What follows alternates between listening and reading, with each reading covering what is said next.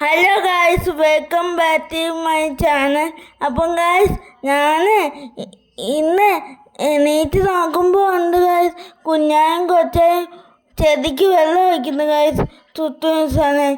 അപ്പോൾ എനിക്ക് ആഗ്രഹം വന്നു ഗായ്സ്, ഞാനിങ്ങനെ ചിന്തിക്കുമായിരുന്നു. അപ്പോൾ ഉമ്മച്ചി പറഞ്ഞു, മോനെ ചെടിക്ക് വെള്ളം ഒഴിക്കാൻ ട്രൈ ചെയ്യും. അപ്പോൾ എൻ്റെ അനിയൻ്റെ സപ്പോർട്ടും ഉണ്ടായിരുന്നു.